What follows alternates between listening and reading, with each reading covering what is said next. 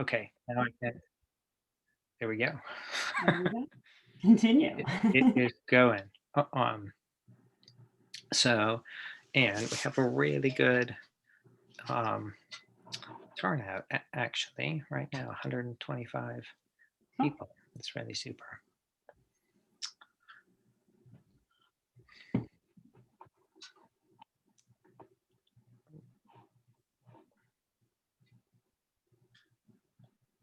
I'm going to go ahead and mute myself because you're going to do the introduction, right, David? I am, yeah.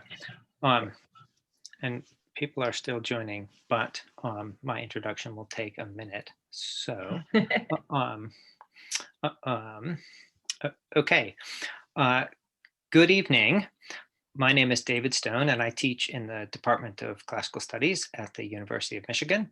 And I am the Secretary Treasurer of the Ann Arbor Society of the Archaeological Institute of America. I want to begin by thanking you for helping us set a new record audience for this evening. It is fabulous to have so many people in attendance, many more than can fit even in the standing room only section at the back of the Kelsey Museum lecture room. Who would have known that 20 people from Southern Methodist University would register for this lecture? Howdy and welcome. A word about our sponsor, the AIA, the Archaeological Institute of America, a great organization supporting archaeology around the world. It organizes speakers for events like this, sponsors students to learn about archaeology through participation in archaeological expeditions. It publishes a popular magazine and a professional journal. It convenes an annual meeting of archaeologists in the US and Canada, runs trips to archaeological sites, and promotes heritage and conservation activities. I encourage you to become a member at archaeological.org if you do not already belong. It's a pleasure tonight to introduce Beth Greene. Beth is Associate Professor at the University of Western Ontario.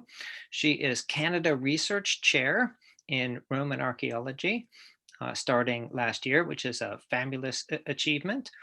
She's Principal Investigator of the Vindolanda Northfield excavation and Director of the Vindolanda Field School. She's a superb scholar and well-known expert on Roman Britain and the lives of people living in Roman frontier zones.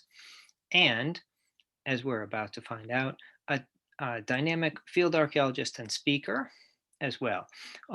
So just a word about sort of how we're going to do things this evening.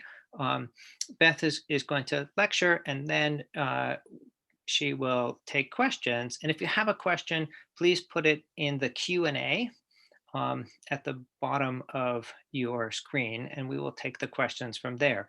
And there's opportunity to chat as well, but we'll take all the questions from the Q&A. So please put your questions there. And if you have chats that you want to do, you can do them in the chat function. Okay, I need to stop sharing so that Beth can share. Thank you very much. Great. Thank you, David. Let me just get this going. Are you guys seeing that? I'm assuming yes. Super. And, yeah, looks and good. you can see the full screen, not the presenter mode. That's always a drag. Yes, it's cool. Okay, excellent. Great, great. Well, thank you so much, David. Thank you for that lovely introduction, and thanks very much for having me. I'm a little bit bummed, in fact, that I'm not in Ann Arbor because I have all of these funny connections to Ann Arbor and to U of M. In fact, my dad went to U of M many, many decades ago, the 60s. And my mom was an Ipsy girl. She went to Eastern. And my brother-in-law went to Michigan for 2 degrees. And in fact, my old PhD supervisor also was swept away to Michigan after Chapel Hill. I did my PhD in the University of North Carolina, Chapel Hill. So I'm actually very, very often in Ann Arbor still, because though I'm in Canada, but most of you, if you're out there knowing me, you know that I am in fact American, and living in London, Ontario, I'm actually only about 2 hours and a little bit from you guys. So in fact, hopefully one day I will be able to talk to you in person again about some other things that I do.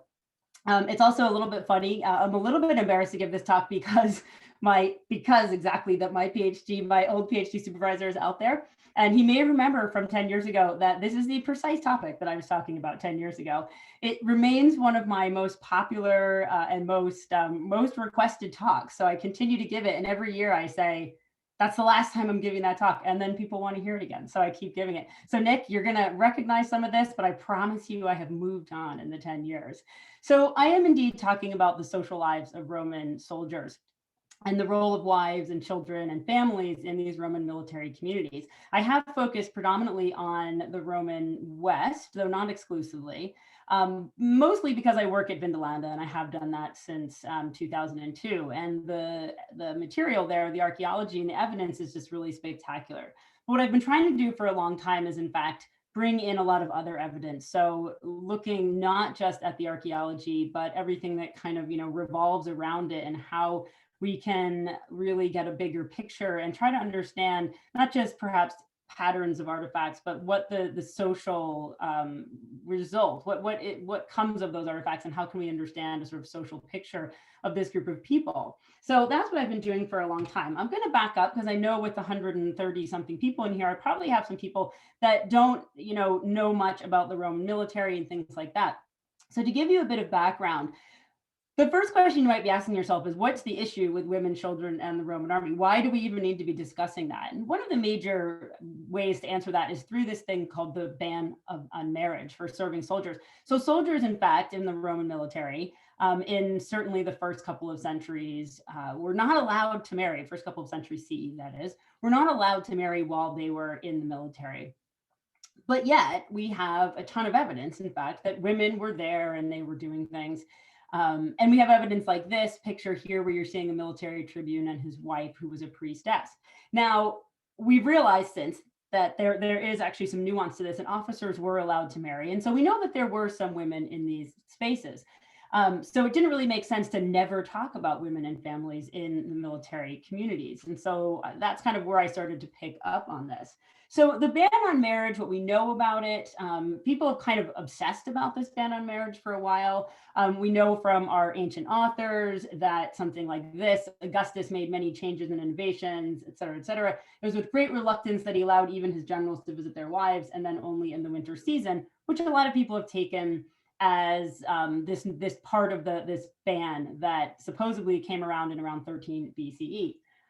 But then we have social reality that comes into play. So in the 1st and 2nd centuries, we also have things like this from an author like Dio Cassius that says, he's talking about the Varusschlacht, the destruction of 3 legions in Germany, where he says they had with them many wagons and many beasts of burden as in times of peace. Moreover, not a few women and children and a large retinue of servants were following them. And this is by no means the only piece of literature that says, there were lots of other people in the baggage train, and all of these non-soldiers were kind of hanging around the military. So we have a lot of evidence that, in fact, they were there anyway.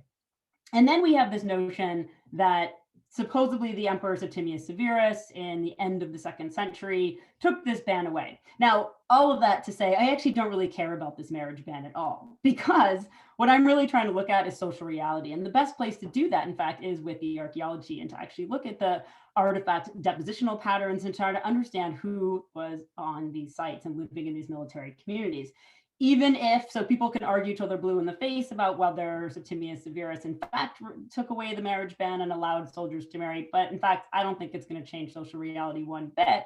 And if he actually did that, he was only making making legal what was social reality anyway. So all that to say, I don't care about the marriage ban. What I'm really looking at are some other things, and also trying to go from a point of just saying, hey, there were women and children there, to let's figure out what their social role was and what their function was, and how does that change our view of the Roman military. So the state of the research question then, just to kind of give you a brief view of where this has come from and where it's going. through the 1990s and 2000s, effectively people were proving the presence of non-combatant individuals, which is kind of a little bit ridiculous. It's like very first wave feminist and feminism, and here we are proving that they're actually there. And to quote somebody in my PhD defense 10 years ago, they said, wait, why is the onus on you to prove that they were there, as opposed to what most human communities have: men, women, children, right? Nick, that was Dawn, of course.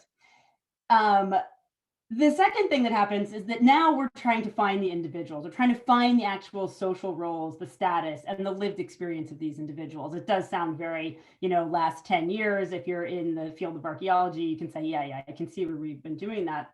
But what's interesting is through that, we still have these continued detractors to the presence of women in the forts themselves. So everybody's kind of always known you've got these communities in the background, but these sort of people still, as recently as 2017, Jan Le Bohec, who's a big military scholar, said, no, we don't have them in the forts. We can't really ever imagine them in the forts. And I don't think that's true at all. So what have been the past viewpoints, and where do I see the problems in that scholarship? Well, a couple of things here. The number one is that the evidence suggesting a female presence was very often relegated to something that archaeologists used to call, not anymore, stray finds, or identified as something like, oh, this must be the prostitutes that inevitably lived in this community. Well, sure, there were probably prostitutes, but certainly every artifact that betrays the presence of a female, you can see the problem if we call every single one of those having belonged to a prostitute. Another problem I saw was that non-combatants were considered part of the community only in the 3rd century, after this supposed legal change under Septimius Severus, which lately we don't even really think is probably something that actually happened historically. This is very important for epigraphic evidence, because any inscription that named a wife was sort of relegated to the 3rd century. And so really we were only thinking about, what might be considered the late empire. But really, this is the case for straight through. Even if we have this ban going in under Augustus at the end of the 1st century BCE, we have these people in the military community straight through the whole time.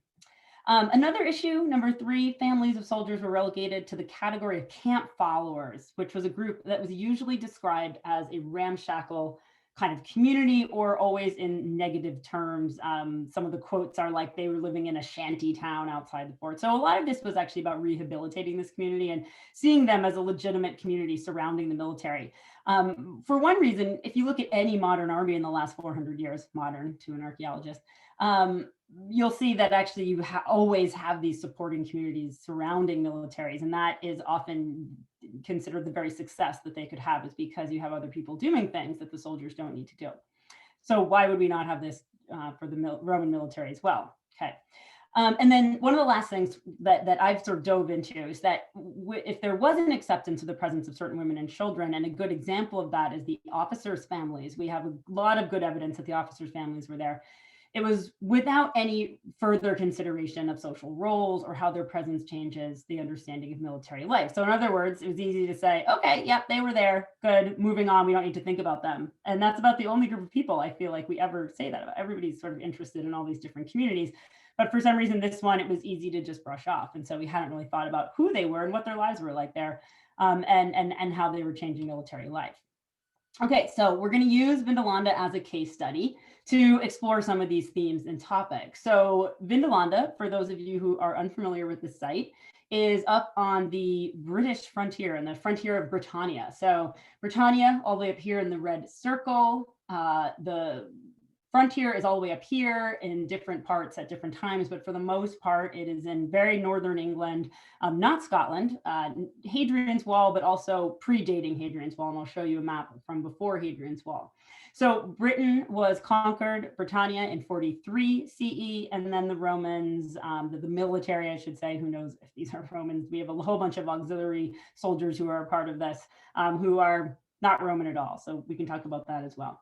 So that the military kind of defends or kind of fights their way up to the north and settles this kind of, frontier line in the end of the 1st century, somewhere around sort of the 70s or the 80s, when our first settlements are coming to light there. And in fact, that's what Vindolanda is a part of. So this is a map down here of what we call the Staingate frontier. So the line of Hadrian's Wall is on here. It's that green dot. That's where, so anyone who's hiked the wall and done that really fantastic hike, that's where you were. And the line of this, what we call the Staingate, obviously a medieval, later bastardization of some name, that came right across here. We know of it from about Carlisle to Corbridge. We don't know much about the road itself, but there's a line of forts that seem to be defending this early, potentially called a frontier. I put that in scare quotes sometimes because some people argue it was no such frontier.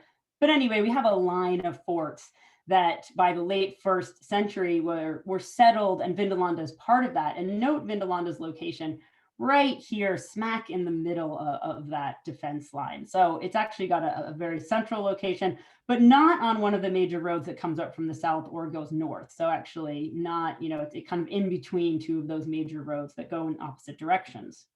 And this just zooms you in a little bit closer on the area right around Vindolanda itself. You're right on the Staingate Road. The fort sits facing directly, its north gate sits directly on the Staingate. Here's Hadrian's Wall up here. It's about 1.5 miles as the crow flies, kind of thing. And then you have, streams and various things all around the area. If you've ever been to Vindolanda, this is the site that you're used to seeing if you think in plans, which probably most of you do not. But if you think in plans, you paid your ticket right over here, and you came down that classic Roman road. You saw a little temple right here, a very standard Romano-Celtic style temple here. You might have seen our little excavation huts are right over here. And then you came down a really good example of a Roman road with its original paving and everything, its original stone line. That is our period 7-8. These are the visible remains. And so you saw the stone buildings through here and the fort through here. If you haven't been there in quite some time, then you probably are thinking, whoa, there are a lot more buildings. There indeed are. Far more buildings than were ever on display that we've excavated in the last sort of 10 to 15 years. But when you are, what we want to think about when you're walking around, you're just seeing the stone. But what I'm actually talking about today is what lies beneath. And this is in what we call anaerobic conditions. And this is where sort of the meat of the matter at Vindolanda really lies. Everything there is amazing, but what we're really known for are these early timber forts. And what you're seeing here, this green shaded area, that is the outline and the rough sort of shape and size of the period 4 timber fort. So dating from, and then also actually period 1, 2, and 3 are also underneath in this space. Period 4 is the largest one, so I've demonstrated that. And these are the large timber forts. We call them the Pre-Hadrianic Forest because they're before Hadrian's Wall was built, and they date to roughly 85 to 120 CE. So this is really where we find some amazing things because of those anaerobic conditions. So anaerobic means that there's no oxygen getting into the soil. And sometimes this is also called anoxic conditions. And that means that you're not going to have the typical bacteria that you would normally find in soil. And therefore you won't have the breakdown of organic materials that are more typical of an archaeological site. So if you had, if you've ever been on an excavation and you've been digging through dry soil, this is obviously, I don't even want to say oxidized, it's just a dry environment that's not going to preserve organic material very well. Maybe sometimes robust bone and things like that. But what we find here at Vindolanda are all of the timber remains from the early fort. So we actually know what they looked like. What you're looking at here is something quite extraordinary, a timber floor. Those are actually wooden planks on a floor and sitting right into their sort of sleeper beams and supports underneath the floor. So this is the kind of conditions that we find. We also find what's called wattle and daub walls and fences and things that would have been plastered over. So a sort of combination of mud and twigs that go between upright timbers that create the walls, and then they would have plastered over and created a more solid thing. But we find all of that at Vindolanda. What you're looking at, the image on the right here, is the way to excavate this kind of stuff. This is in fact a ditch, a fort ditch, so a defensive ditch, which was then filled in, and those became anaerobic or semi-anaerobic as well, depending on what kind of archaeology went over top and sealed out the oxygen, whether that happened or not. So you're also, if you've ever been on an excavation, particularly in a dry Mediterranean environment or any dry environment anywhere in the world, you're looking at this and thinking chaos, right? Complete chaos. It is something you need to get used to. And actually Nick's probably laughing because this doesn't look nearly like the San Malbono excavation, being, you know, dozens of feet down in the center of Rome and hauling buckets up of just pure liquid dirt. This looks actually rather orderly. But what we're doing here is pulling squares of anaerobic soil, anaerobic, you know, layers out as big as we can. And the point of that is to make as few cuts through it. And people have often said to us, well, how come, you know, you don't want to cut through something? But in fact, it's actually better to just straight cut through something with a very sharp spade, like a wooden artifact, is my point, rather than taking a trowel and scraping over top of it, because then you're just going to shatter it into dozens, if not hundreds of little bits. So we do this, we pass it up to the people who are screening the material up at the top, and that's how we find out, we find the little artifacts, the little bone, you know, game counters and the little writing tablets and the wooden items.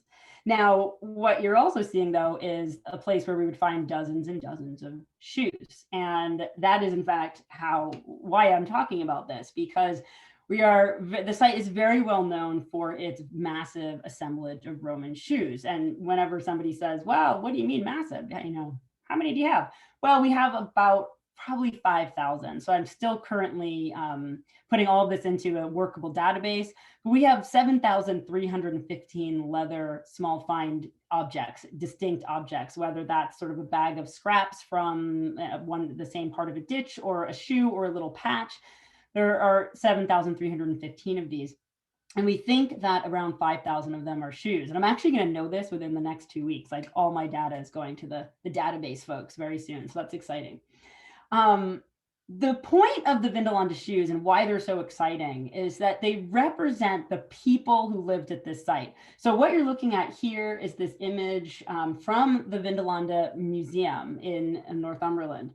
And when they redid the museum about 10 years ago, they made a very conscious decision to display in order that visitors to the museum would think about the people who lived there. So rather than concentrating on the sort of shiny coins and the bling and the, you know, these things and those things, they really wanted people to think about the daily, everyday life of the folks who lived there in antiquity. And I think that shoes really get you to that. They really work in that way.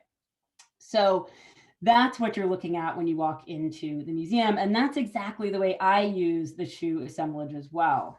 The picture down here is just a picture, an image of a ubiquitous kind of military boot that we find on the site. But we have, as you can see from this image, dozens and dozens of different kinds of shoes. Some have more decoration. Now, the very best ones, of course, are on display. Some of them are pretty standard, where you just have kind of this one here, let's say, has just a little kind of tie up in the front. Others are what we call a carbotina, which is just a shoe that has no hobnails on the bottom, so no metal studs to walk upon. They're more of maybe a house shoe. Here's another one of these very standard military boots. So highly decorative shoes, totally bog standard shoes, and everything in between. These two right here, or three, actually four, are wooden clogs to be used in the bathhouse. That's kind of cool. They're missing their sort of leather that would have gone over your foot to hold the shoe on. So lots of different kinds of shoes that really allow us to see the different people that are living at this fort. And that's where the demography comes in. That's where the shoes come in for me. So a lot of people always say, hey, you know, do you love shoes? Do you have lots of shoes? I'm like, no and no. Like, you know, people who know me, I'm not really that like high fashion at all. I don't have a million pairs of shoes. I'm really interested in the people who wore them and who were living there at the fort and how we can get at that. So let's do a couple case studies. Let's think about that at Vindolanda. The period 4 is very interesting. This dates to 105 to 120 CE. And we have 4 buildings. There's actually a little bit more to look at now. We just excavated a cavalry barrack over here. And I'm working on a paper with Andrew Burley, who's the director of the excavations at Vindolanda, to compare a lot of these different sites, because we also have some really interesting stuff from the extramural, the outside of the people living outside of the fort from this period as well. But for now, I'm going to show you some of these interior fort spaces and how sort of shocking some of this evidence truly was. Because before, I should shout out to an individual named Carol Vandrell Murray, who did a lot of this work in the 90s, really slogged through the first steps of saying, hey, look, there's a whole bunch of women and children living in these forts, and we just have to accept that and move forward. And she got a lot of flack, actually, from a lot of different corners about this. And I was able to sort of swing in, continue looking at the Vindalanda Shoes, and just kind of not deal with any of that, thanks to her and other people like Lindsay Allison Jones and other players in this kind of push to understand the military in a more holistic way. So at Vindolanda, what Carol figured out back in the 90s, this barrack block right here, she was looking at that and realizing there are loads of children's shoes in there. Some people want to say, well, hey, maybe those aren't habitational layers in terms of the stratigraphy. Maybe that was material that was brought in from elsewhere. Well, there's nothing about the archaeology that suggests it was. It all looks like habitational right there in its very location. And one of the really interesting things about all of these buildings, they do seem to have been covered over very quickly as the unit departed. And we even get the cavalry barrack that I mentioned that was excavated over here under some later fort buildings. That seemed to have everything in place, like even all of the stuff associated with a horse, like, you know, piss pits and things like that. Those are all kind of situated right in that space with very few human artifacts. And on just the other side, where you would have the humans living, you have all of these fantastic artifacts that seem to belong to these cavalry units. So it does seem as though we have these habitational layers kind of in their condition right when they went into the archaeological record. Of course, everything moves a little bit, but it doesn't seem as though we have material being brought in and sort of leveling fill, if you will. So we have a barrack block here, which Carol Vandrell Murray had realized was just chock-a-block with women and children. We have something called a scola, which is sort of a so-called scola, an officer's mess space. That's what we think that place is. And then the classic archaeological building 1 and building 2, meaning we don't actually know what they were used for, these two spaces. But when we look at, and I'm kind of zipping through some of this so that we can talk about the social roles as well. When we look at all of this together, when you look at period 4, and I want to point out the date as well, 105 to 120, we have to imagine that we're dealing with closer to the period of abandonment in 120, though people do keep shoes around for 15 years. Just look in my parents' closet, definitely keep shoes around for a long time. But if you look at this plan here, and sorry for the kind of crappy plan, but I think this really displays nicely with all of the circles, that in every space we've excavated, and this is also true of the cavalry barrack that was excavated recently, though far fewer belonging to women and children, and then the extramural spaces, which you would expect, everywhere in period 4, we see this, the presence through the footwear of women, adolescents, and children. And so that's really interesting, because here we are in let's say it's 120.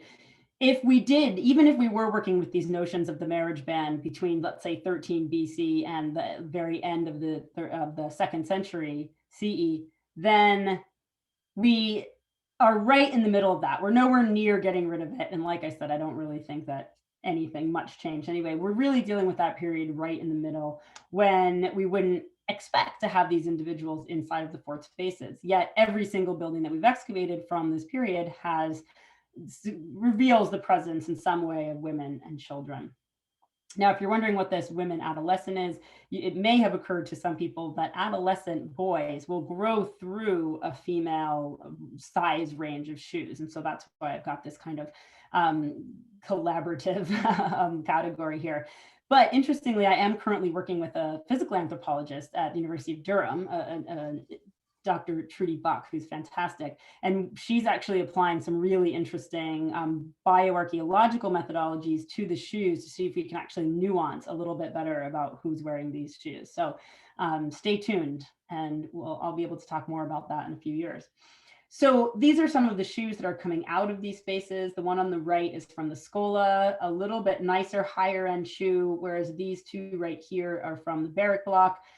This one looks kind of nice. It's really just a bog standard child's shoe, a child's Carbotina, one of those little just kind of booties almost, and a very small shoe there. This is my hand, in case you're wondering. It doesn't have as much clout on Zoom, does it? And this one right here, a little bit nicer with a little bit more decoration coming from the Scola. So it's just really interesting to look at this period 4. Now, period 4, if we're talking about 120, we are sort of, you know, getting near sort of 40 years sort of on the frontier, 35 years on the frontier of inhabitation up there. And so I want to pull you just quickly all the way back also to the very first period at the site. And this is something that I had actually already brought out in my dissertation, was that the footwear from the period 1 fort ditch, which dates to very early, 85 to 90 CE, very short period of occupation, already shows that we have these non-combatants, these non-soldiers in residence.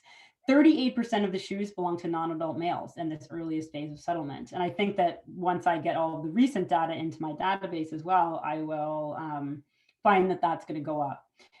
We have a couple of ways we can interpret this. It's a very short period, and we know that from this profile that you're seeing right here is from Robin Burley's excavations back in the 1980s, where period 1, the fort ditches were filled over very, very quickly and not left open for sort of random discard. And then the period 2 fort goes over it very quickly. So we have a couple of options. Either the easiest one is just that these individuals are with the military and they are with them traveling and they are there kind of all the time. And the reason why that's important is because, you know, people have tried to come up with all these different ways of explaining this material. And so they want to think that, okay, well, women and children would have only joined the military once everything was settled. Well, we don't really have a really settled frontier up here for a couple of decades, really. And if they're there with them in the very first period, when really we can see this almost as a period of conquest, then we really have to think about non-combatants in the communities always, right, at all times. So let's try to think about those people then. And this is about halfway through my talk, and I actually don't, oh no, there we go, 6:02, okay. If you also, those who know me out there know I can talk forever. So I'm going to try to keep this to a normal hour and we can all go have dinner. But I want to talk about the social context of this evidence. So we want to be able to bring the archaeology together with other categories of evidence so that we can, you know, draw out as much as possible. And the texts don't really help us, and I don't really want to talk about the text anyway, because as much as, you know, they seem, people drew upon them for quite some time, and it's easy to find really anything you want to read in text, in the ancient text, whether you think that women shouldn't have been there, or they should have been there, or they were there, or they weren't there, you can find all your answers in there in any direction.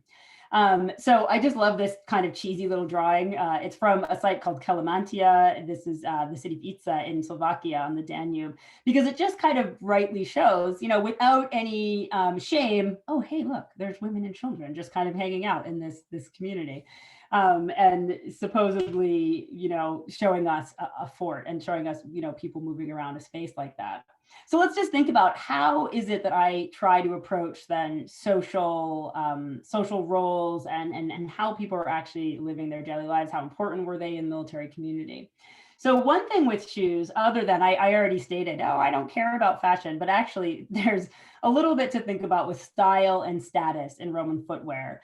The Romanists out there will know that shoes were actually pretty important to express status. We read about the senators were wearing these bright red boots and the equestrians were wearing black boots and blah, blah, blah. Now, I don't think that they are at all times wearing these sort of, you know, fancy state occasion items, but certainly in the Roman world, we have sartorial expectations that people would uphold based on class and status. We know that's true. It's true with rings. It's true with, you know, the color of your toga and what you had on your toga. And we know it with shoes, et cetera, et cetera. So if we look at Vindolanda in this way, we look at the footwear, something like these two shoes that you're looking at right here, these are two different styles of military boots. You've got on the right, your very, very standard, totally bog standard soldier's marching boot with just your laces up here, very sensible for the northern British weather where it's going to be pretty cold and pretty awful.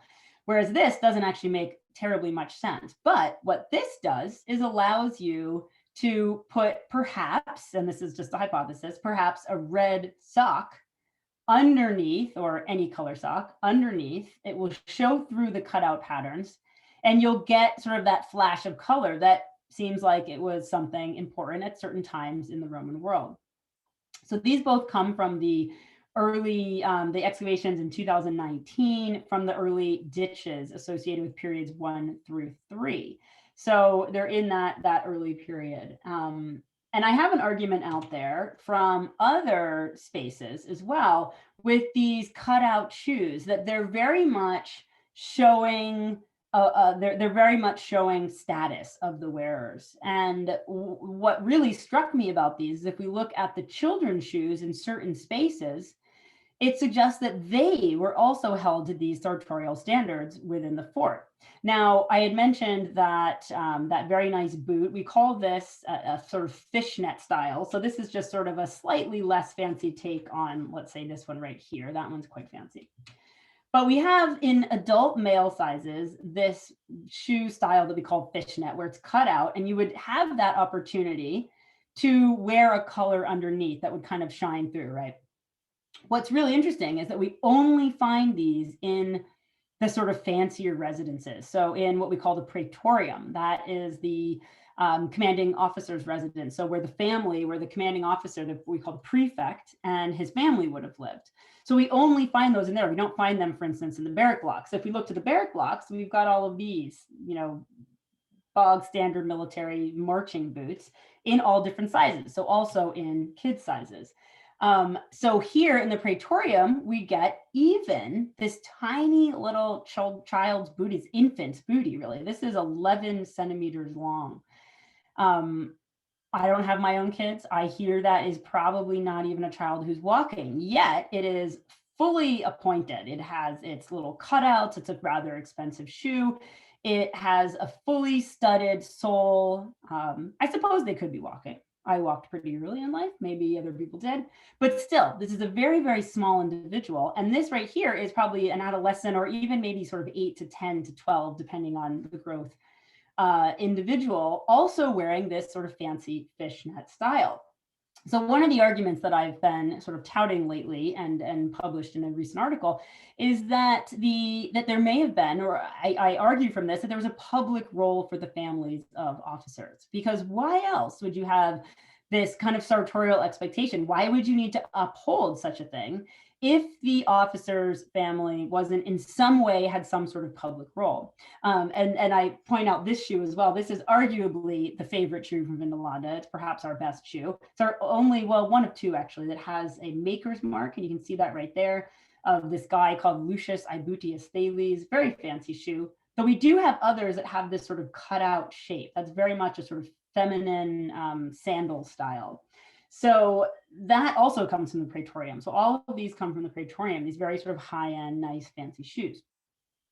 So my point here is that if they didn't have a public role, what would be the point of having these? And so this kind of notion that, all right, well, we can have them we can have just the family of the prefect living in this really central section of the fort. I mean, that's the other thing I should point out, is that the praetorium is in what we call the central sector of a fort. It's in the 3 most important buildings right in the middle of a fort. You can't sort of hide if you're living there. So that kind of suggests that you have some sort of public function as well. Okay, so where else can we look for understanding this sort of argument and who these people are? The military diplomas are also very interesting. So for anyone who doesn't know what this is, we have over 1,000, well over 1,000, actually well over 1,200, 1,300 at this point, military diplomas that are these bronze, this looks like gold, but in fact they're bronze. This is just very well preserved. Documents that essentially are discharge documents for a lot of different kinds of soldiers. I'm interested in the auxiliary soldiers. These are the non-Roman combatants. They're the units who are not the legion. So we're not talking about all of those classic legionary pictures that you see with their plumed helmets and whatnot.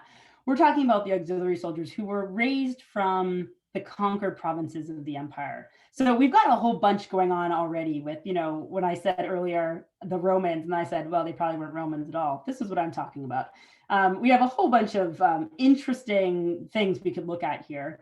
But since we're talking about the wives, let's try to understand who these wives are of not your prefect and your commanding officer and your elites, but let's try to figure out who the soldiers are marrying, the regular sort of everyday foot soldiers. And the military diplomas take us a long way in that argument. So what you're looking at here is all of the text on a diploma. All of this stuff is the formulaic, all of the emperor stuff, and then all of the units who are getting this discharge and blah, blah, blah, blah, blah, and then all the fancy people here. And then you get all the way down here. And it turned out that before I worked on this, no one had actually really taken a close look at this area down here. Whereas to me, I don't much care at all about all that fancy stuff at the top. When you get down here, you get the personal information of the Roman soldier who is in fact leaving the military at this point. You get his rank, you get his name, and you get his tribe. This guy is a Besan, which is an area sort of Thracian tribe, modern sort of Bulgaria, that kind of area. Now, I'm going to go to one that's actually more interesting for us because some of them name wives and children. That one that I showed you before does not. This one, however, does. So what you have here is the rank of the soldier, and then you have his name. His name is Cataus. He's the son, that F stands for Filius, of Bardus, and he's a Helvetian. That's roughly Switzerland now. And we learn about his family. We learn about Sabina, Uxori Aeus, his wife, who is the daughter of Gamus. So we learn a lot about the families as well. Also a Helvetian. Their children, they have one son, which is always just down to F, and a daughter, which is always spelled out Filii or Phil. And the sons are always named first, and the daughters are always named second. And you have Aeus F, Vindelicus, and Aeus Filii Materiona. So one daughter here and one son there. This gives us a huge amount of information about these people. First of all, what I found was that very, very often the soldier and the wife were coming from the same exact tribe, whether that's a sort of tribal cohesion that was staying true within the military communities, or whether they were actually getting wives from, kind of meeting wives or calling home for wives or some sort of situation like that from their home tribal unit.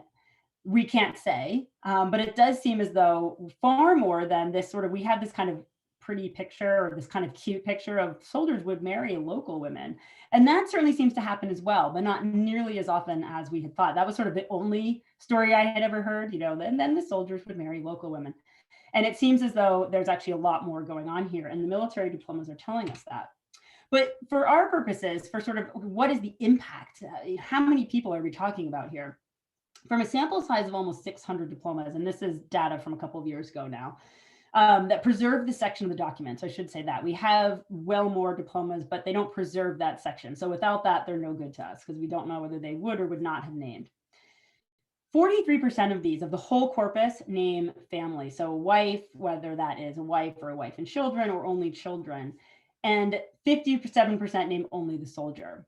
But from 96 to 140 CE, so still well before we have any kind of potential change with any sort of marriage ban, if we're thinking about that, up to the year 140, which is also sort of a false, we don't want to think that suddenly they didn't have families in 140. The Emperor Antoninus Pius changed the rules and did not give citizenship to children, which is why they're named in this document. They're getting citizenship. So just after 140, the data is not good to us anymore. But in that sort of almost, 40, 50 years, we have 70% of the documents name family members. So thinking that in this period in the late 1st century CE into the second century CE is when we really need to kind of look for this push in marriage by soldiers, whether we're calling that de facto marriage or whatever it is. And that stands in contrast to the decades from 70 to 90, in which almost none name family, but the sample size is significant. So I just wanted to point that out, that we're not just tracking the growth of military diplomas here. There's an actual statistically significant change. And then I like to point out that this coincides nicely with the archaeological evidence from Vindolanda in the early 2nd century. Now, I need to make clear, though, that we don't have, these diplomas come from the entire empire, and none of them come from Vindolanda. In fact, we have, I think, 1 or 2 little fragments of Vindolanda.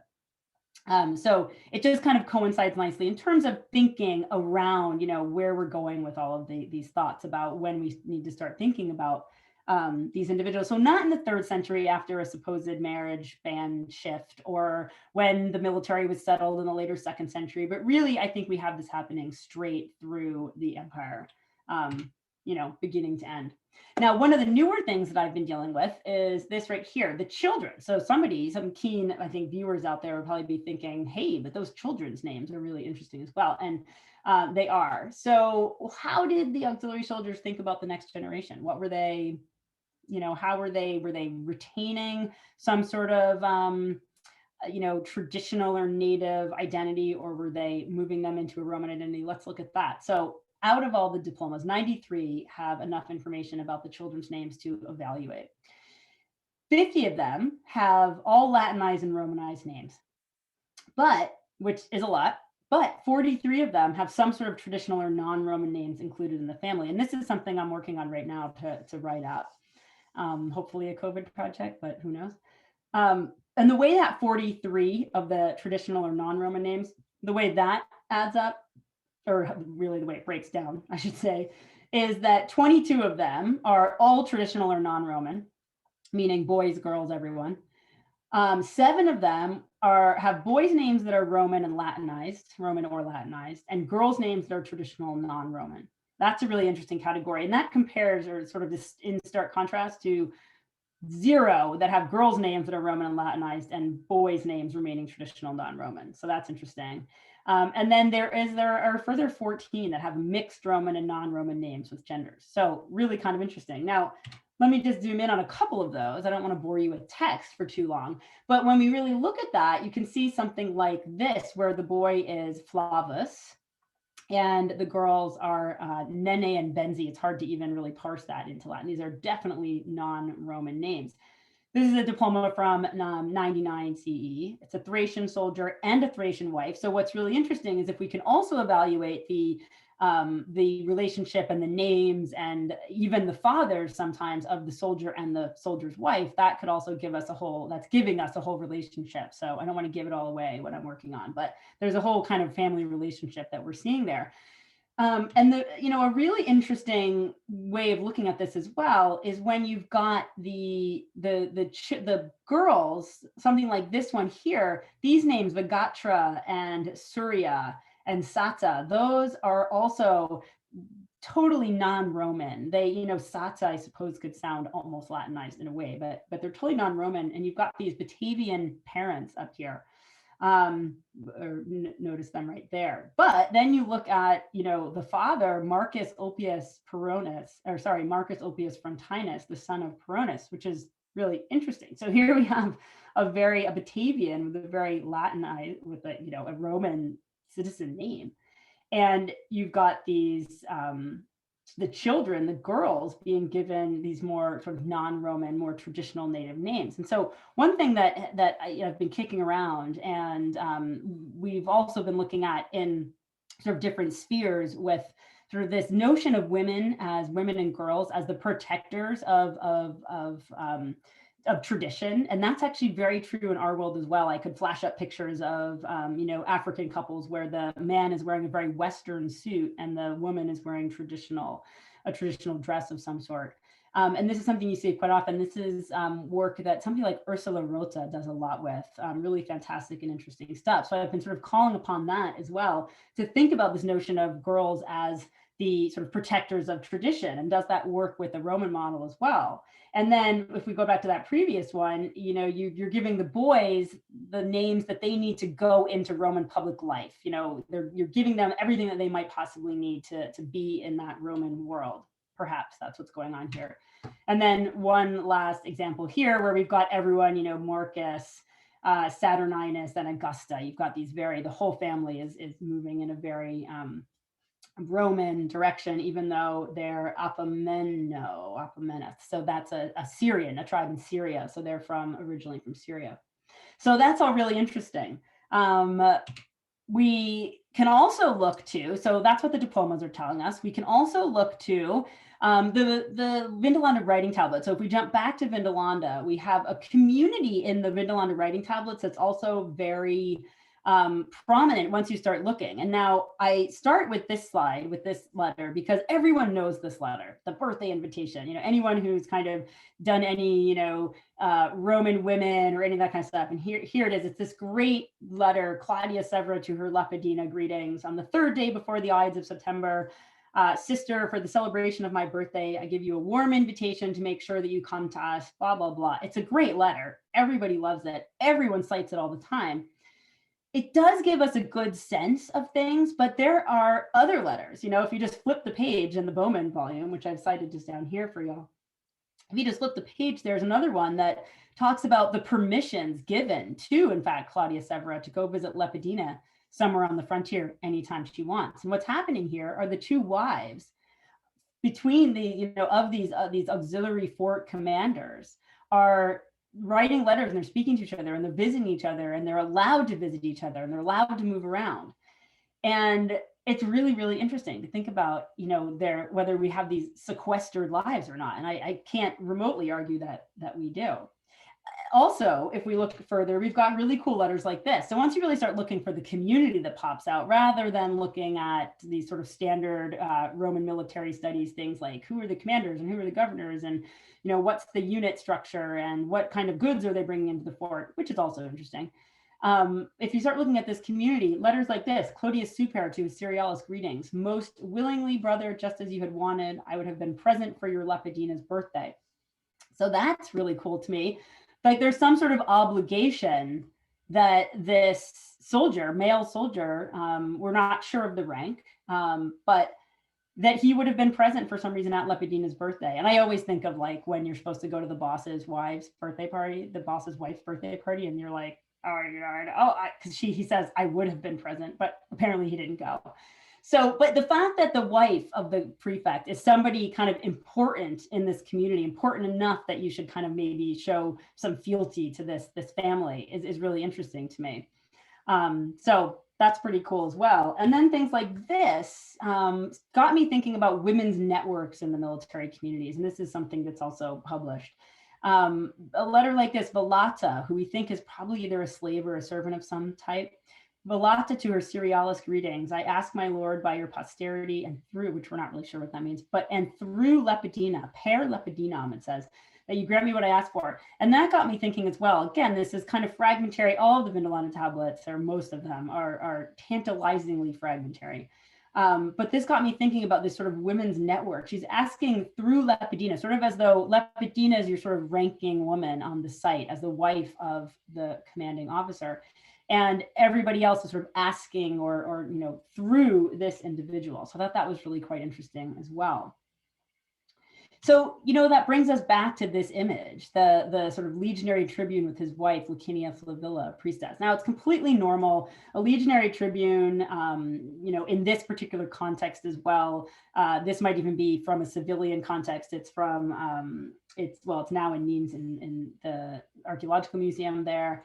So this was a civilian city in southern Gaul. So there are all these reasons why you might expect this. And a tribune, a legionary tribune, is maybe only going to be in the military for a few years.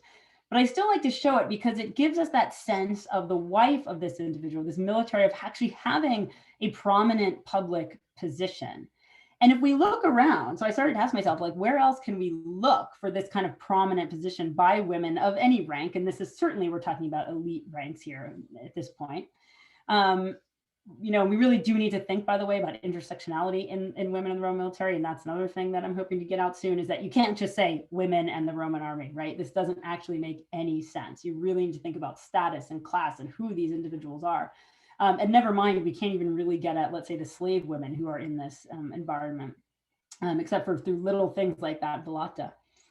But if we start looking around, so where else can we try to find some evidence for these kinds of individuals in the military community? If you zoom right in on the center of Rome and you look at something like Trajan's Column, there is evidence there for, and I'll just go right to that slide. There is evidence there that you have women who are with the Roman military. Now, the arguments aside about whether you take Trajan's column as a historical document or not, et cetera, et cetera, you have in these images women who are sort of in a way crowbarred into the image. This one right here, like we're only looking at her back.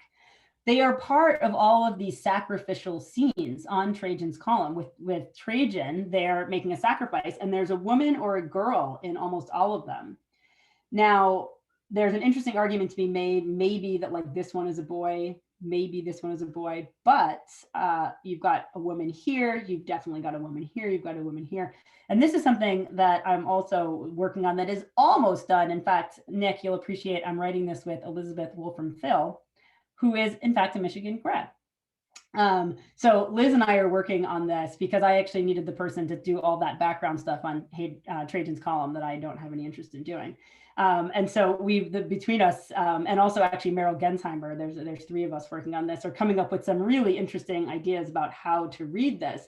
But nonetheless, for a talk like this, I just want to point out that even on Trajan's column, in the middle of Dacia, war-torn Dacia, you've got women of a pretty high status, it looks like, with these individuals here, and potentially girls who are part of the religious existence that is so important to militaries on campaign particularly.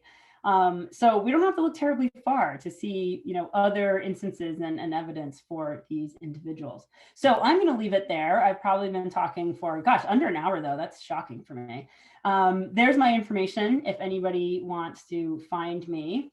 I can either stop sharing, or if anybody wanted to see a slide again, I'll stop sharing. And then if somebody wants to see another slide, I can easily go back into share. Thank you so much, Beth, for a fabulous talk. It was really great.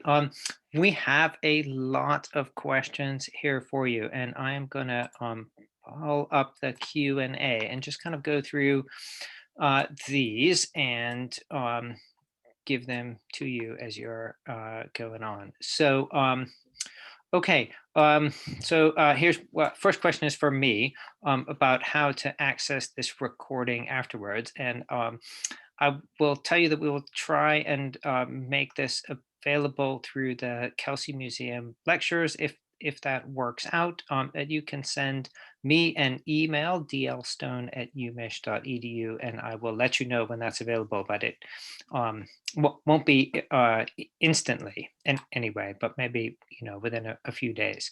Okay, so next question is for you. Were residential bread ovens found in the excavations at Vindolanda? Oh yeah, definitely.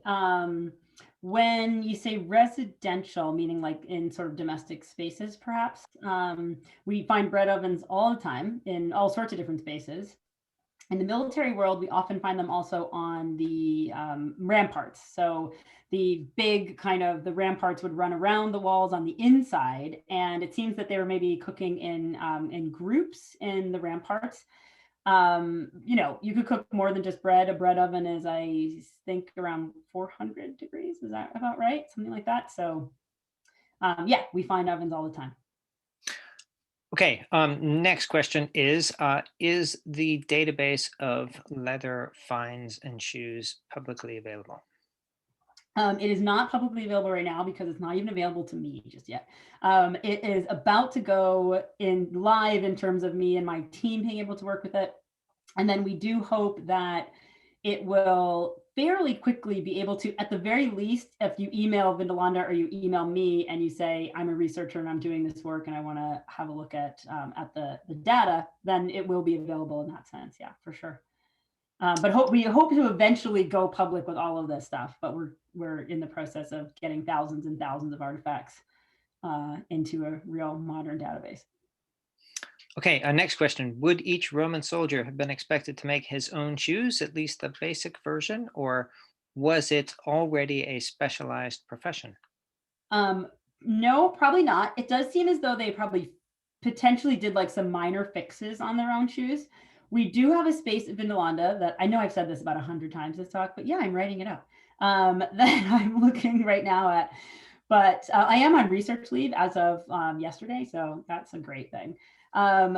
but we have a space that I would call a cobbler's area that was identified that way in the excavation. And I need to kind of go through and look at all of the tools and everything that's found there as a kind of reassessment and hopefully write that up. But it does seem as though this was a professionalized thing, particularly for the military. And I have to imagine that things are also being imported in. And things like the Lucius Ibutius Thales shoe that maybe was worn by Lepidina herself, perhaps found in the Praetorium. That's something that is being imported, and we have another couple. That whole kind of genre of women's very nice high-end women's shoes seems to be imported. But we do have evidence that some people are doing their own little fixes. They're adding studs to different parts of the shoe and things like that. And that's actually another aspect of my research right now with the shoe collection, is to really look at some of these podiatric, and I'm working with some kinesiologists as well to try to understand health outcomes of how you would be affected by wearing these shoes. So that's going to be really interesting. As soon as COVID is over, we can actually go somewhere and get anything done. But there, I do have a little paper out on the podiatric kind of knowledge that they might have had from the shoes. So if you're interested in that, just give me a shout and I'll send it to you. It's in an obscure little volume called, I don't know, Shoes, Slippers, and something or other, and Sandals from Antiquity. It was a Newcastle conference. Okay, so there's a few more questions on shoes coming at you. How were shoes determined to be women/adolescent versus woman? Why would a shoe be placed in one category instead of the other?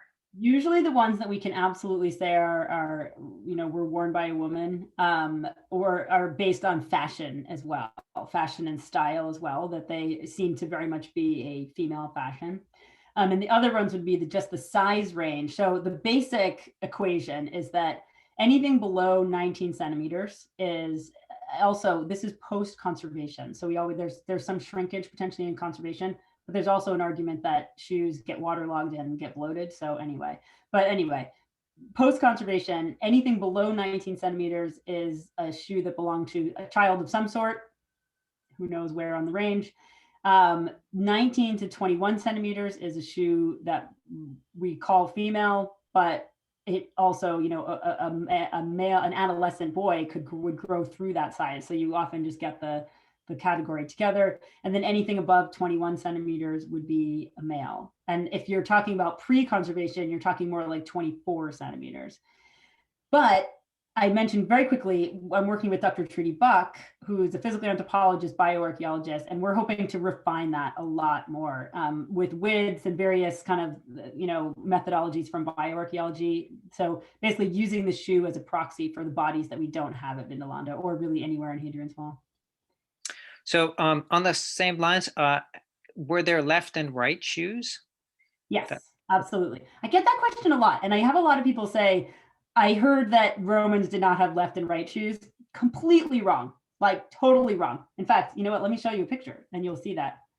I don't know, you probably weren't paying attention, to that sort of thing while I was talking, but it never likes to. There we go. Let's go find a shoe. Oh, you know why? I actually was showing you. Okay, this is a good way to demonstrate it. Can you see that? Like how clearly that's a left shoe? Like the toes are even cut out on the outside there. I didn't show you too many just simple soles, did I? Oh, there you go. This is totally a right shoe. There are some toes, but even with one that doesn't really have the toes, you can see, look at me turning my head just so I can see. That's clearly a right foot shoe. So yeah, most of them really, there's not very many that you can't tell anything at all. Okay, so another question on shoes. Is it possible that shoes were part of a business that helped pay for local goods? In other words, I think the question is, are there locals who are manufacturing these shoes for the soldiers in the fort? Probably not. No, there probably is. Surely there's somebody, who's making shoes. We also have Iron Age shoes, not we at Vindolanda, but there are Iron Age shoes known, not nearly as many as Roman or medieval. So I don't want to discount it altogether, but probably they're making shoes within the fort, particularly for the soldiers, Roman military boots and things like that. And then I like I said, I think you have to see a bunch of them coming in imported in and when I say imported, I don't necessarily mean they're coming from the continent always, but they're coming from elsewhere, and traders would be selling them in the forts, I would imagine. Okay. Whether we've got somebody out in a local, village somewhere, we just can't know if we've got that happening. Yeah, and staying with the shoe questions, to what extent can shoes or other small finds at the fort help us penetrate through to lower social strata and enslaved persons? Or are we limited to diplomas and tablets for that? Yeah, well, we do have the spaces. So I was very interested in, we're very lucky at Vindolanda to have those first 4 periods, for 5 really, but 85 to 120, where we have the domestic spaces. And it does seem as though in many cases we have the actual sort of habitational remains, not just leveling fill building up. And that's really important because we can start to think about, okay, and actually that's the paper that I'm working on with Andrew Burley right now, is how does the material culture change from the cavalry barrack to the infantry barrack to the scola, and then the extramural settlement, the extramural buildings that are just outside of the fort. And those are incredibly interesting. The extramurals, I think I even actually have some homemade shoes, some homemade kind of Carbatini-like shoes where they would just wrap around your foot. And that would certainly suggest that you have a much kind of lower status, whether I could say family or group or whoever living out there. So that's going to be a really interesting paper that hopefully I think we're going to submit to Britannia probably sometime over the summer, something like that. Okay, so there's some other questions that aren't shoe related, but I would say we really want to have you in Michigan, and we want you to see the shoe collection from the Kelsey Museum from Karanis as well, if you haven't seen that. Oh, yeah, no, I have to see that. Like, yeah, I was so excited last year when I heard, I got Ann Arbor for many reasons. But I was like, I'm a total cheap date in Ann Arbor because, I drive there, I have family there, I have family live right outside Detroit, the whole thing. So I would love to come and I'll look at those shoes, and it would be great to, that's one of the good comparative, because that's the other thing with Vindolanda, it's hard to find comparative assemblages because nobody else has, 5,000 shoes. But right now somebody is bringing all the shoes together in London, a postdoc. Hopefully he'll get all the funding he wants, and we're going to start collaborating as well. So that'll be interesting. Yeah, Imelda Marcos and us and you guys. Okay, so so here's a question that's not related to shoes. Does a document always use uxor for an individual woman, or does the term conjunx also appear? Given the ban against marriage, the term uxor being used improperly, or could many of those references to uxor apply to auxiliary force families where the marriage ban did not apply? Yeah, so well, the marriage ban did apply to the auxiliaries. So auxiliaries, legionaries, everyone was basically banned from marriage, except for at a certain officer class. They were legally allowed to marry. There's debate about what that officer class is, whether it includes centurions and decurions. Most people are on the side of yes, it included centurions and decurions. But just to be clear, the auxiliaries also had this marriage ban. So wait, through that, I forgot the question. Okay, I'll get it. So the term, it's really about whether the term uxor. Yeah. Sorry. Okay, uxor conjunx. Yeah.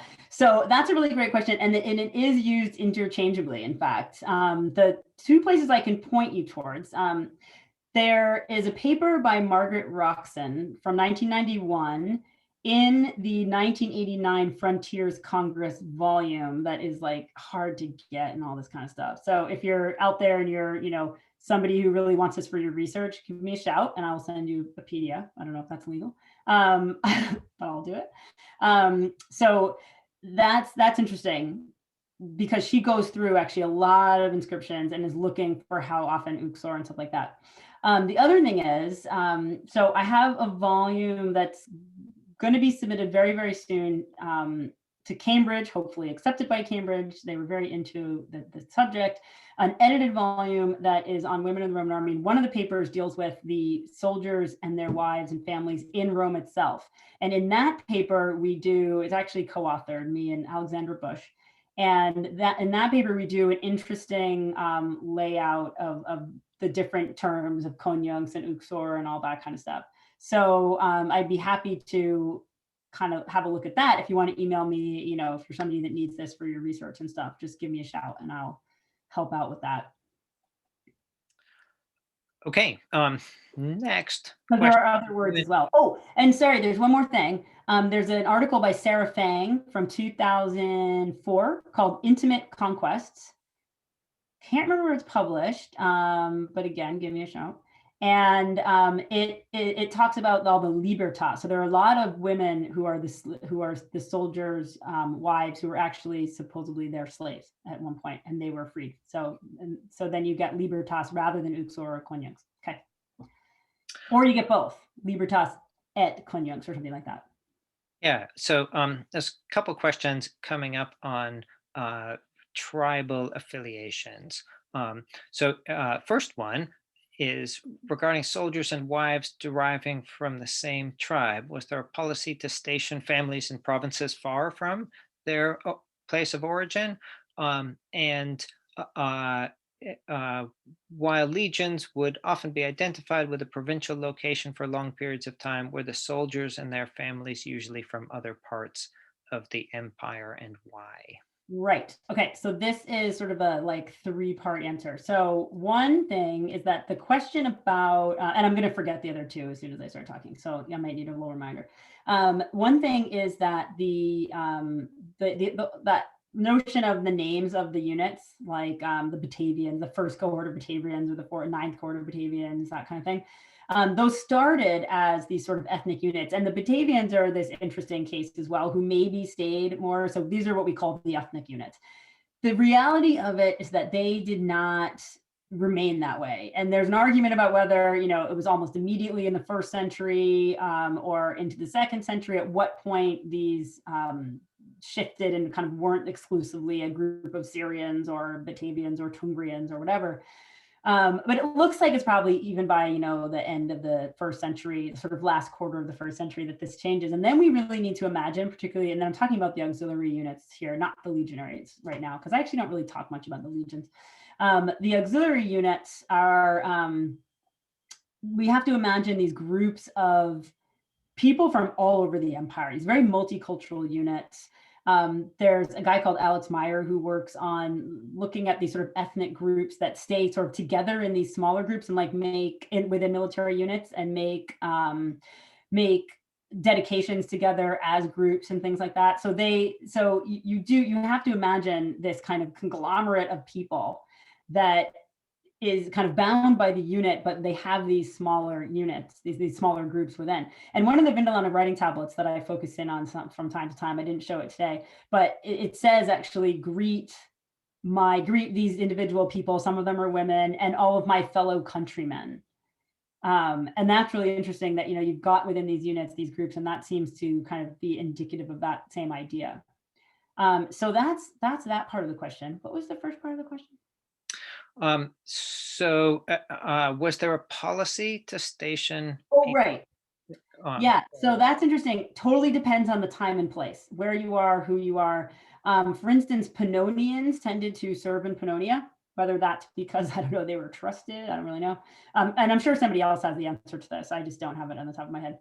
But other groups were very far. So on Hadrian's Wall, we tend to have quite a few Germanic tribes. So when I was talking about Batavians, they are from the area around Amsterdam. The Tungrians we have there at Vindolanda, they're from roughly Belgium, that kind of area. Let's see, but then we also have just down the road, we have at Carvorin, a fort called Magna, we have a group of Syrians who were there at one point. Down at Bert Oswald, which is another fort on the wall, we have Dacians. So Hadrian's Wall has a lot of Germanic tribes. So they're not going terribly far, but they have kind of, you know, removed them from that Germanic region and into another area. But then and we have Syrians. So we know we've got people that are all over the place, coming from all over the place. But like I said, Pannonians tended to serve sort of in Pannonia, close by. So it really depended on who you are, where you are, and what time we're talking about. Okay, you are doing fabulous. So here's another question on the same idea of names and so on. Somebody here in the chat, sorry, just pointed out that there were some Pannonians in Egypt, and then it went away and didn't finish. But yeah, definitely Pannonians could be shipped out as well. But yeah, sorry. Yeah, no, that's great. So does your analysis of women's names suggest that they are quote, taking on, unquote, the tribal affiliations of their husbands at all? Yeah, it's something I'm still looking into, kind of like creating these, if you will, kind of family trees as best as I can. It's we don't have that much information. But no, it doesn't seem as though it's not like it's not like they're taking on, it doesn't seem as though they're saying, okay, I'm not Helvetian, but I'm going to write that now that I'm part of this family, because they also name their own father, which does suggest that they're kind of keeping that identity in some way, that original identity. But ultimately, if that was happening, hopefully I'll keep finding information and it'll become clear. Onomastics is a tricky old thing. Okay, next question. What does Vindolanda mean? Oh, most people think it means like white fields or, white land, white, that was a bad, and they think that perhaps when people first approached the site, maybe it was either wintry, it was snowy, it does snow up there, or it has this big hill over top of it. I didn't show you in this. I don't know if any of you guys were in my archaeology at Bridge talk the other day. You saw some fantastic, sort of vistas of Vindolanda. But there is this big hill. It's actually a quarry that looms over Vindolanda. And actually, the frost stays until sort of 9, 10 in the morning once the shadow goes away from the big hill. So maybe they came in the morning. But yeah, it's something like white field. Okay. Why would a soldier be given a diploma? Oh, it's for discharge. So when they are discharged, and actually that is a common question. I mean, that's a common debate, scholarly debate. Did everybody get a diploma? Did everybody need a diploma? So one of the arguments is that they would need it actually, in fact, to prove citizenship so the soldier, what it's giving them is the soldier gets citizenship after, so an auxiliary, this is why I'm interested in the auxilia. The auxiliary soldiers are non-citizen soldiers. So the legions, and this is true, first century into the second century, this all gets kind of muddled later. But the legions were citizens and the auxilia were non-citizens. So after their 25 years of service, and that's once it's standardized, there are some early rules that change, but they get citizenship, they get the right of connubium. Connubium means they have the right to marry a non-citizen woman and bring up their children as if by 2 Roman citizens. So effectively, that gives the children citizenship as well. So the diploma gives the children citizenship. The person who doesn't get citizenship is the wife. She's left out of the picture, which is typical, but they don't really, she doesn't really need it, because with connubium, you're then able to enfranchise your children, basically. So people argue that you would get the diploma, that you would need to carry around the diploma if you needed to prove your citizenship. And this is very, sometimes people compare it to like, okay, I'm not really very religious, but what's the whole story of, is it Peter who is, he says, hey, you can't do that, I'm a citizen. And everyone just kind of believes him. And so there's this notion that there's this habitus, there's this way you would look.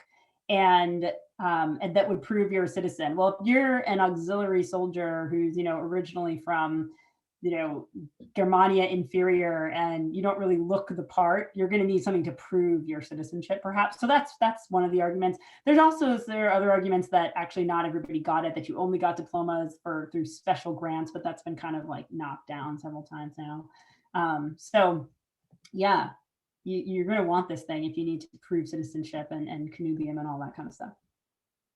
Yeah, so here's a question, and you may have answered a related question earlier that I think was about how to tell the difference between women's shoes and adolescent shoes. And then this question is about how do you tell men's shoes from women's styles, or were any larger sized men's shoes found with women's styles? In other words, were there women with big feet, perhaps.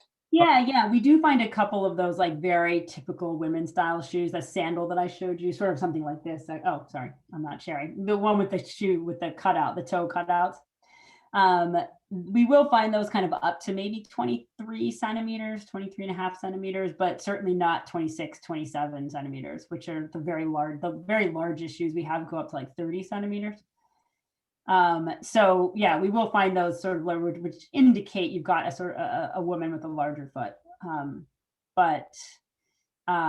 Yeah, generally when the way we tell that something is a woman's style is usually we'll either be pulling it from it's kind of generally the way the shoe operates, but also from Roman art, right? We'll be able to see sort of what was a kind of standard thing for different kinds of people.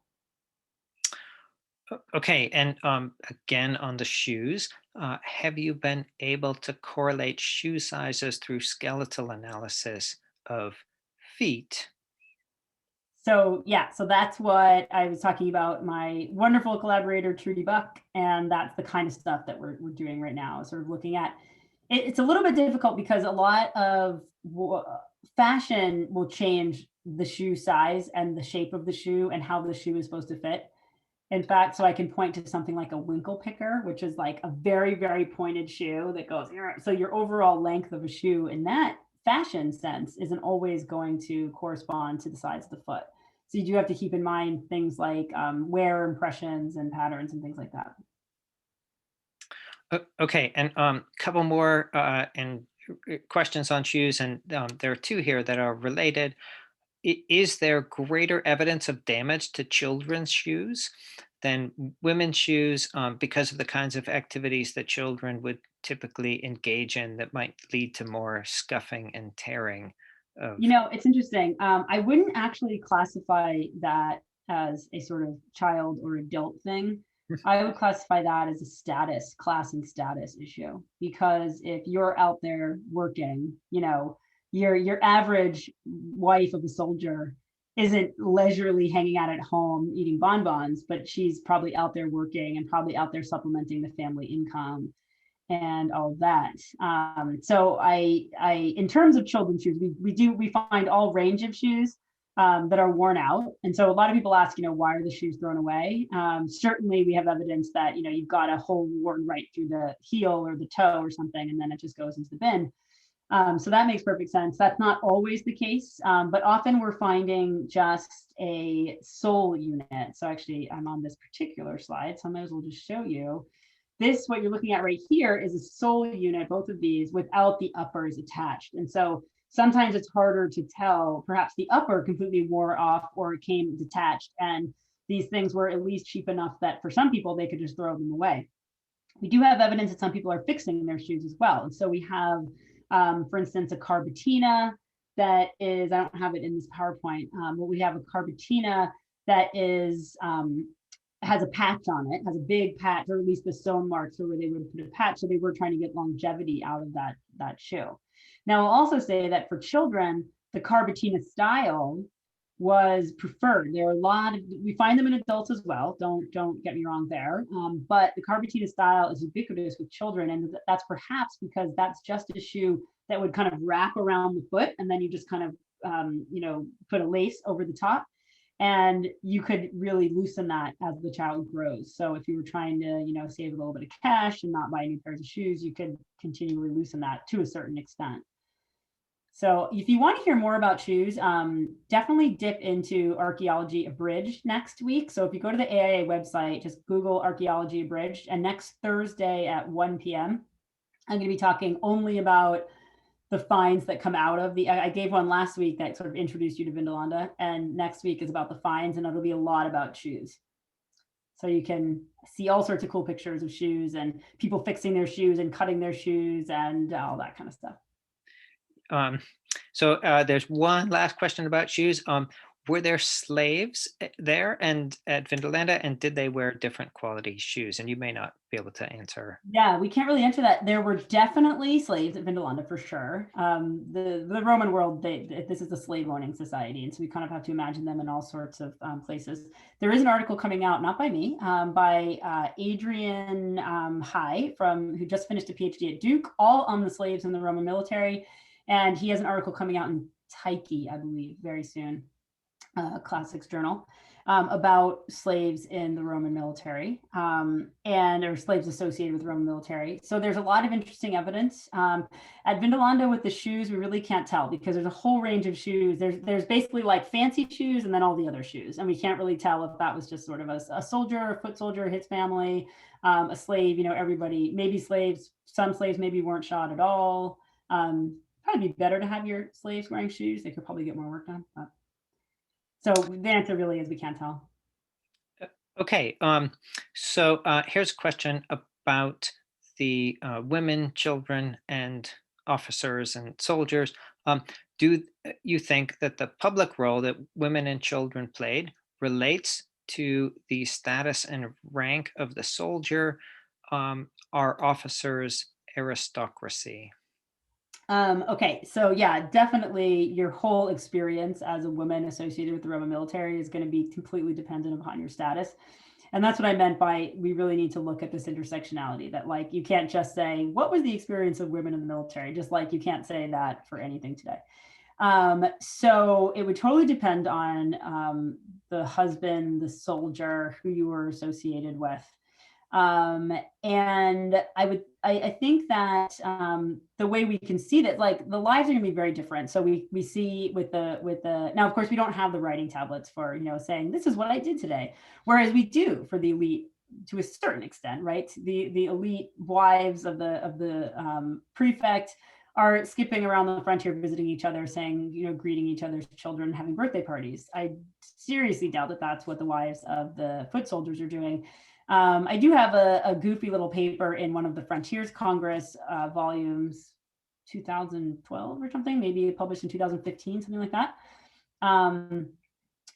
Just sort of hypothesizing what they would have done. And I would argue that they're probably supplementing the income in many different ways.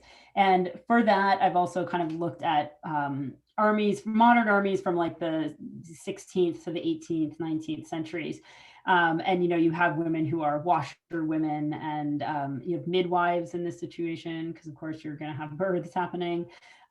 So there are all sorts of things. We also know from a place like Vindelanda, which is a legionary fort in Germany or Switzerland, that would have been in a Germania. Can't remember which one. But anyway, there's evidence that there was a woman who was an innkeeper, that sort of thing. So so you do have all sorts of class, status of women, and I think your experience would be 100% affected depending on where you stood on that hierarchy. Yeah, great, thank you. So here's another question about the things that you found. Is there evidence of medical areas at the fort or instruments? Yeah, so there are these things called a valetudinaria, plural, that are hospitals. They're military hospitals. They're kind of hard to detect in the archaeology. So there's one at a fort down the road called Housesteads, which is another one of the famous Hadrian's Wall forts, right on the wall. At Vindolanda, we have a space that we're pretty sure is, in fact, a valetudinarium in the early period as well. So period 4, I believe.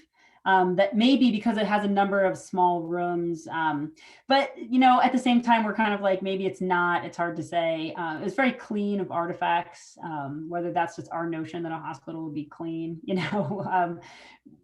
so they're hard to identify. Oh, also there's a legionary fortress way up in Scotland at a place called Inchtuthil that was constructed in the 60s for about 4 or 5 years, something like that, and then never completed. And there's a big military hospital there. So those are a couple of places to look for that data, but they are hard to identify and difficult to prove, really. Here is a good final question for you, Beth. Do you have an online/social media presence aside from your page So, on your Uh, university. I guess the real answer is no. I am on Instagram, but it is entirely my dog. So, if I am abroad, which I am not right now, if I'm abroad, I'll show you some cool ancient sites. But no, usually it's my dog in various sleeping positions and running through the snow. So if you want to see my Brittany Spaniel, she's absolutely adorable and I love her. And her name's Agrippina, so the elder, of course. But otherwise, not really. I am right now, a couple of my student team members, project team members are making a website. And so that will be actually live pretty soon. So it's going to be for that. The project is called the Vindolanda Archaeological Leather Project, VELP for short. So if you write that down and you periodically Google it, and it's a Wix site. So that will hopefully be coming online the next, I don't know, month or something, month and a half. It's sort of like, students have exams and then they get lost in what they're doing and then they forget to pay attention to you anymore. But so yes, hopefully soon is the real answer. Yeah. Okay. This is really fabulous, and thank you so much. It was an outstanding talk, and we really will, get you to Ann Arbor so that we can do this in person. But stunning. 159 people I saw was the max that I saw at any one time. Maybe somebody saw more than that, but that is Well, thanks, so much more. thanks to the 80 people who, stuck it out until 7 p.m. too. That's amazing. Yeah. So anyway, really, really happy that you could take the time to do this and share Cool. your research with us and your ideas about people on the Roman frontier. So it was really excellent. So Very people are happy. asking where to find this, and you can email me, David Stone, dlstone@umich.edu, and I will let you know when it's available.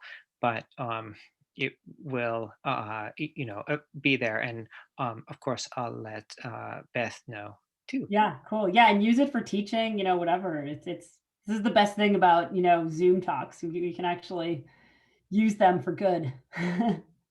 Yeah. Well, I can hear a lot of clapping thanking you for. Oh, thank you guys. Thanks so much for having me. This is really fantastic. I love speaking to people. Yeah. And if you want to hear more from Beth, tune in to her Archaeology Bridge talk next week, or look for her, giving more of these Zoom talks in the future. Cool. So, All right. Thanks, everyone. yeah. Bye-bye. Thank you. Okay. Bye.